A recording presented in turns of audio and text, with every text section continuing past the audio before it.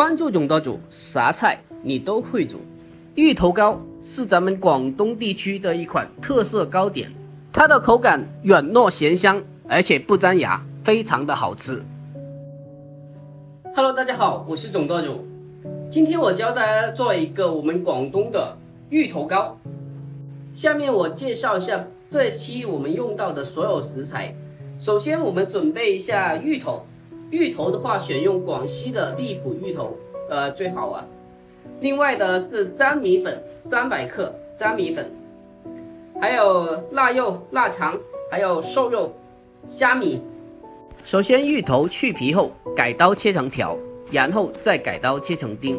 注意芋头丁不用切得太大粒，大概花生米这样大就可以了。切好之后装起备用。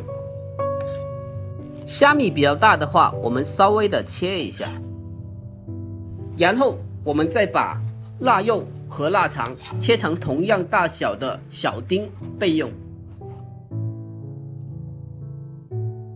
瘦肉同样切成小丁装起备用。下面我们开始调一个粉浆，300克的粘米粉加600克的清水，然后把它搅拌均匀，调成没有颗粒状的粉浆，如视频中这样就可以了，然后备用。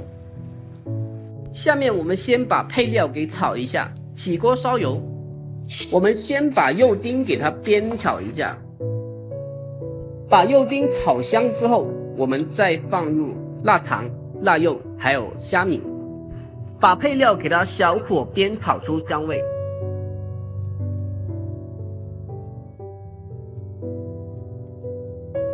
这个时候再放入切好的芋头丁，下面我们开始调味，加适量的盐、白糖、鸡精，还有蚝油、胡椒粉，再加适量的五香粉进行调味。中火把芋头给它炒香，然后倒出，把炒好的配料加进米浆之中，搅拌均匀。不锈钢盆少上一层油，这样的话蒸熟后比较容易脱模。然后再把米浆倒进盘中，水开上气之后，大火蒸个2刻钟，下面就可以交给时间了。喵喵喵。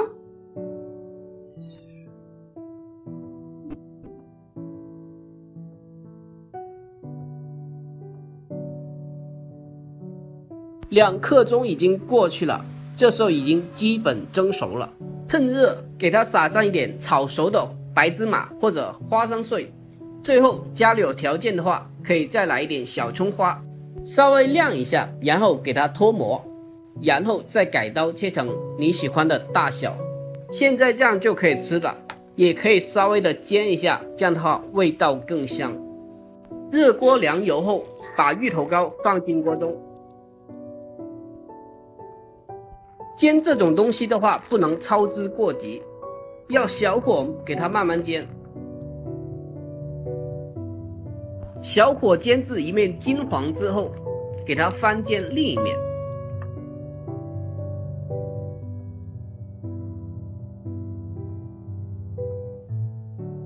煎至2面金黄之后，就可以出锅了。